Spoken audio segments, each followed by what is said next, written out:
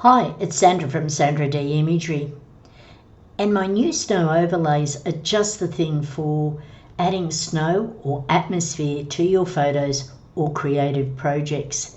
They're fun, easy to apply. Let me show you how you can use them.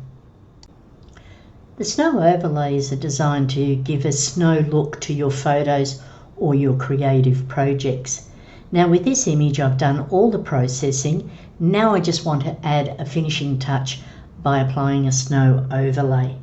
Now you could combine several overlays, or you could do it in the middle of your workflow, or like I am here at the end of my workflow. So to place an overlay, I'm going to go File, Place Embedded, and I'll choose one that I think will work with this image. Let's go for this one here, and I'll click on Place, and you'll actually see now it's applied it, but it's in what I call a transform box.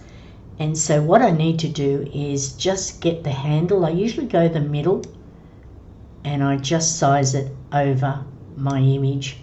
I'll click on the tick, and I've applied the snow overlay.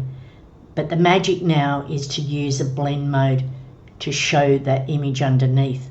So I'm going to go up to normal, and the ones that I tend to use are lighten or screen. Now what I'm going to do is come back, I'll just go normal, and I'm going to apply a transform tool. Control T is the shortcut key, and why I'm doing that is that I don't want the snow to be all over my image, particularly the road. So I'm just going to get that middle handle, drag it up, apply it to where I want. I'll click on the tick now, and then I'm going to go to my blend mode, and I'll choose lighten or screen. So I think lighten works for me. Now it looks like there's spots there, but how I control it is I'll drop the opacity down really low, and there's my first layer of a snow overlay. But as I zoom up, I can see that there's some spots there that I don't like. So I'm going to add a mask. I'll get my brush tool, and I'm going to make sure it's a white mask and it's black, and I'm going to just mask out those dots. Now when I'm doing this, I zoom in really close, and I just do a click, and I get rid of those snows or snowflakes on that first layer. Now I might even drop that opacity down a little bit, or if I bring it up, let's just go down. This is where you experiment. Now I've got the first layer. I'm going to add another snow overlay, so I'll go File, Place Embedded, and I might choose one that's a little bit smaller in the snow, and I'll click on Place. Again, it's in the transform box, and I'll just drag that out, and I'm going to bring it up because I don't want that snow all the way over the image.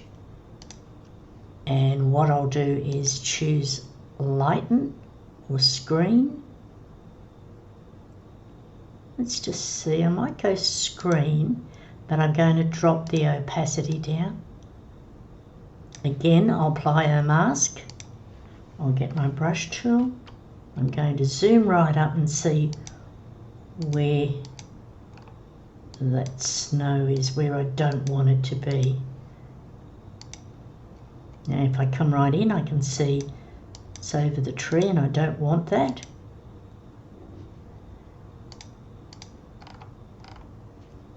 And there's a little bit of snow added. That gives it a winterly feel. Let's go in and add another one. Let's see what we can come up with. I'll go File, Place Embedded, and I might choose this one here. Now this time I'm actually going to put it over the whole image, and you'll understand why I sized it before.